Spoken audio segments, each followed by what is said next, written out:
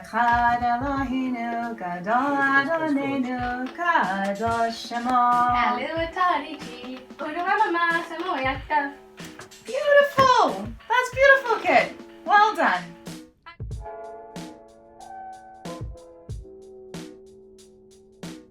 So every time we have shul, I am responsible for buying all the food for Kiddush. We come to Dagim every time. And buy the usual pots and herring.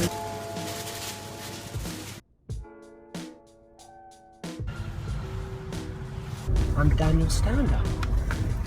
And what is your position in the in New Stoke Newington Masorti community? I've no idea, although I have heard people refer to me as the Gunsamacha, which is not a phrase I ever thought I would associate with myself.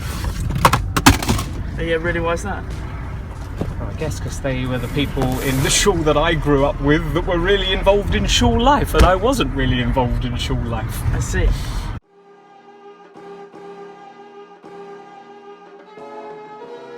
The situation here 10 years ago was in this area, Stoke Newington, there was many places for a Jew to go and pray. There was no shortage of that.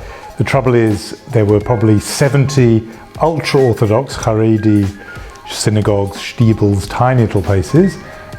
There really wasn't anywhere. And so I always used to say it was a bit like the Goldilocks story, that there were too hot and there was too cold, but there wasn't anything that felt just right. And so a few of us sat round actually this kitchen table and said it's time we had a community that was very traditional, but also egalitarian and modern and equal for men and women, and there wasn't anything like that in the area, and so we founded our own.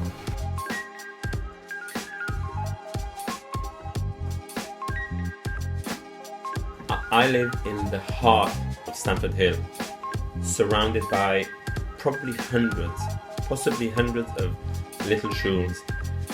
Not one of them can remotely suit me and my needs, and in that sense it's quite a miracle that there's New Stoke Newington shul that is not too religious, is egalitarian, is not rigid in any way, belongs to Masorti. Everything suddenly fits in.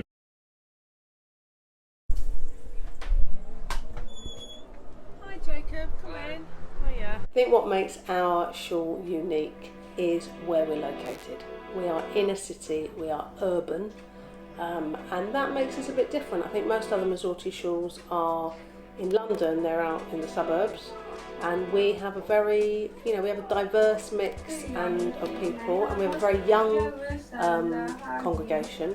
The big difference between Stoke Newington Masorti and the other Masorti communities, certainly that I've encountered, is most of them are much bigger than we are. We're still very small. We don't have a building. We meet in people's houses, in fact in one couple or one family's basement. So I'm moving everything about and making sure this looks like a synagogue for tomorrow morning.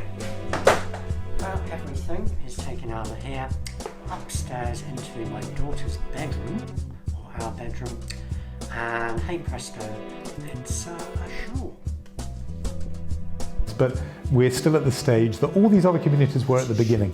And I've spoken to people at New North London and they look with envy at us because without exception they all say the best years, the years they still cherish, were at the very beginning when they were moving from house to house. There's something about the intimacy and closeness of being a very small community at the very beginning of your journey.